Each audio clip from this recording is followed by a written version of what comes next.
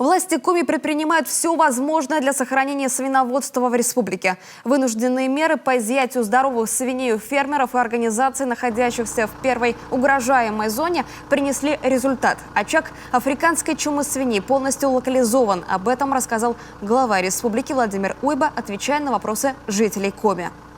Впервые в республике столкнулись с этой карантинной инфекцией. Мы обратились за помощью к коллегам, которые в Калужской области, которые уже имели опыт работы с тем, чтобы не изобретать велосипед, но и чтобы как можно быстрее локализовать очаг.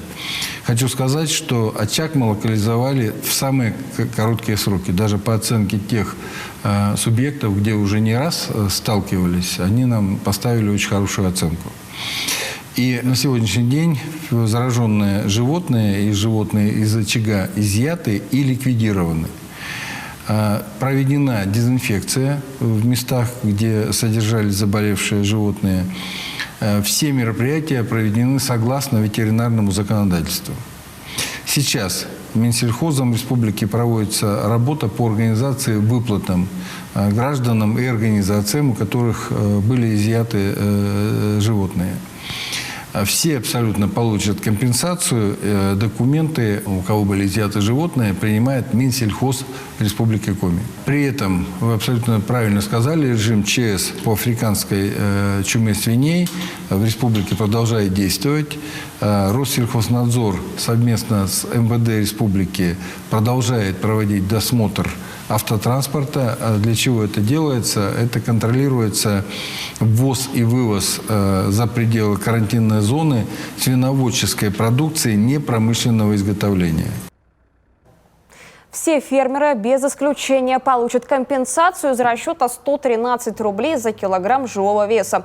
Всего за время карантинных мероприятий ветеринарные службы изъяли 612 свиней. Все животные, подверженные риску заражения африканской чумой, уничтожены. В карантинной зоне проведена дезинфекция. При этом режим чрезвычайной ситуации по африканской чуме свиней продолжает действовать. Сотрудники Россельхознадзора и регионального МВД осматривают автотранспорт для контроля ввоза и вывоза свиноводческой продукции непромышленного изготовления.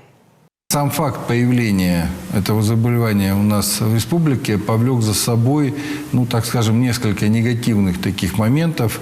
Первый – это опасения жителей, находящихся за пределами карантинной зоны, что у них тоже могут начать изымать животных.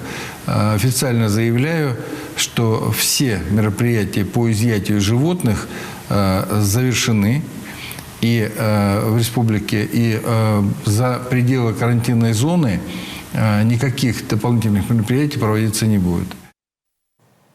Согласно законодательству, в течение года на карантинной территории нельзя заниматься свиноводчеством. Запрета на разведение другой живности нет.